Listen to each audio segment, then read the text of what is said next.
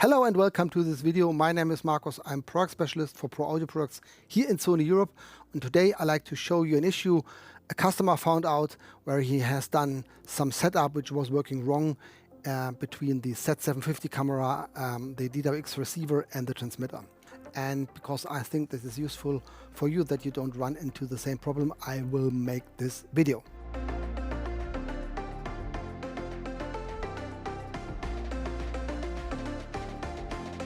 Before we start, there is a German version of this video. Link ist down in the description. Da ist eine deutsche Version von diesem Video. Den Link findest du unten in der Beschreibung. Okay, so let's start with the Z750 camcorder. Not all of you know that shoulder camcorders are still valid in the market. That are these big machines here where you have a longer lens on, and which is a heavy thing, but it's very popular in the broadcast world and still a lot of people using this.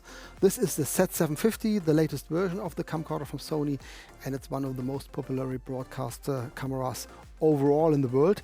And you have a slot where you can slide in a receiver, a 2-channel receiver. This is the DWX-Series with the DWR-SO3D receiver. And yeah, then we have 2 transmitters here. It's a little bit strange setup, looks different, but the idea is that you can see the displays and see what happens if I do something on the camcorder here. The customer has got a setup from a whole camera from another camera guy which worked for the same customer. So he has done, let's say, a main setup, and he has took over the setup. You can do this by getting the file from the other cameraman, put it on an SD card and load it into the machine. And the whole machine with all these 100,000 features you can change are set up in the same way than the other cameras on set. It makes sense for this cameraman because he works mostly for the same customer than his friend. The issue he had is that if he switch on the camera, switch on the receiver, find a frequency, pair these both devices for the cross remote function, in this moment the receiver switches the transmitters into sleep state. What is cross remote? That's a 2.4 GHz remote system between the camera and the transmitters. It's give you a rough 10 meter radius around your camera, so it's not the same range like the UHF system, but it gives you a comfort zone when your customer, your protagonist is in this range. Then you can change output power, frequency, gain, and things like this without touching him. This cross remote is built into the receiver. The antenna is under the display here on top, and you can control this via the software of the camcorder, which we do in a second. The original idea is that if you switch off the camera, then the transmitters will be switched into sleep mode, which saves you some energy, give the customer some privacy, and switches off the audio and the UHF. And if you switch on the camera and if the transmitter's in this comfort zone, then it will switch on automatically. But you can use assignable switches and put this function on the switch, and here is the issue. Let me show first what you can change in the menu. You go to maintenance, and then you can go into the audio setup, which is the overall audio setup with the front mic type, and then the reference levels for the different channels, alarm, headphone output, reference level, and the AGC and things like this. This is the standard setup, which is in all Sony cameras since a long time the same, and it's working well with all the Sony products. There is no need to change anything here. The only thing what I would do is I would get rid of the AGC, the automatic gain control. You can still switch on the limiter mode here, but if you use the knobs here on the side and switch this to manual mode, not to automatic mode, to manual mode, then the AGC is not in the signal flow, and this makes, from my point of view, sense. Then we have the wind filters. I am not a friend of the wind filter, so I would not use it. That's your personal choice. And then we have on which point of the camera you can control setups of the microphones. And that's all. That's the overall audio setup. It's good as it is. Go back and go into wireless remote receiver settings. And here you see what we have here. So TX1, channel 1 is the DWM. That's the digital wireless microphones. And I can change here the attenuation level. Let's go whatever to -21. And then I can change the low cut from 40 Hertz to 60 Hertz, and I can change also the power from 1 milliwatt to 10 milliwatt and up to 50 milliwatt. This is done over cross remote. So if I change it here, the receiver sends out a signal to the transmitter to change this feature.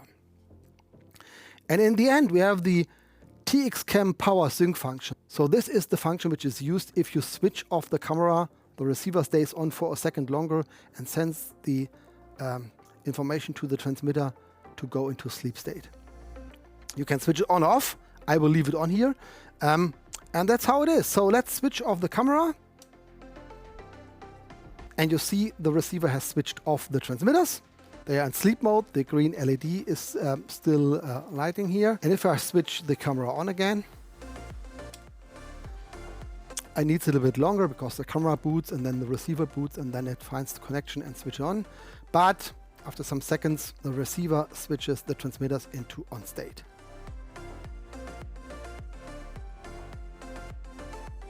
And that's fine. That's working well. The issue the customer had is that whenever he comes to this point that the transmitters are switched on and he switches on the camera, in this moment where the cross remote is established, the receiver switches the transmitters off.